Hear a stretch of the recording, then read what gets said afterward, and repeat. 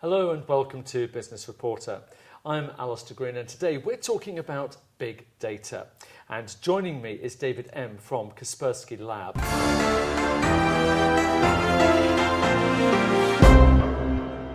Good morning. Hello. So first of all, we hear this term all the time, but what exactly is big data? Well, data is nothing new, of course. We're talking here about information about all of us, information about companies and all sorts of organisations. What's new is the bigness. And when we talk about big data, we're talking about the volume of data that is immediately available. So it's the accessibility, the fact that it can be mined and manipulated very, very easily. Now, that brings positives, of course, because we can use that data for very valuable purposes.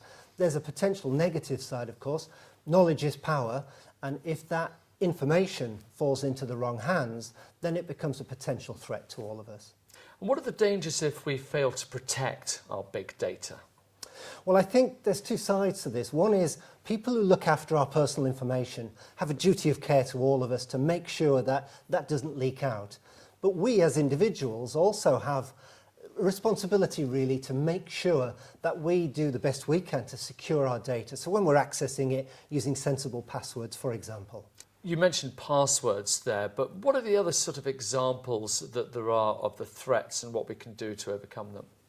Well, there are all kinds of reasons really why people might want to try and get their hands on data. Sometimes all they want to do is damage the reputation of a company. And that can happen, for example, a recent attack on Carphone Warehouse, where we don't know of bad things happening because of the breach, but it certainly affected their reputation. That was true also for an attack on the hacking team, where they stole information about who their customers were and also very, very valuable intellectual property as well. So it can be information which is then useful for perpetrating other crimes. It could be distributing spam, phishing attacks, cyber espionage. And in addition to that, it can have an impact on that business's reputation. Well, let's look at businesses now. And businesses will need to develop a strategy or some form of model to deal with these challenges. So the question is, how do they do that? And once they've done that, how can they turn that strategy into action? Okay, well, I think any business needs to start with a risk assessment. So what data do we have? Why is it valuable? How might somebody else find it valuable and therefore worth stealing?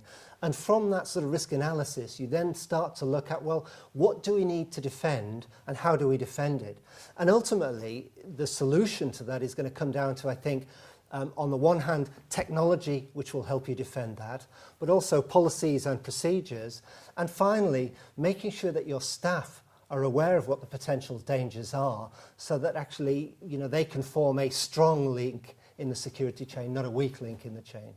Now, big data is growing, but that also means so are the security threats. So what are the sort of trends we should be looking out for? Well, we already live in a mobile world. If you think about it, few of us now in business or personal life go anywhere without a smartphone or a tablet. And we make use of services where we are required to share personal information or business information. So that mobile world, that always-on world, means that we've got big data end-to-end, really. That's going to get more pronounced, not less pronounced, because we're moving into an era sometimes referred to as the Internet of Things, where everyday objects are actually being digitized. And that's everything from smart meters through to shopping mall information, through to CCTV cameras. Basically, every aspect of our life is going to be computer controlled, and therefore the big just got bigger. So how does Kaspersky Lab use big data to make people feel more secure and help with cyber attacks? Okay, well, one of the key things in our area, really, in terms of protecting people, is to make sure that we put at their disposal technology which will defend them as quickly as possible.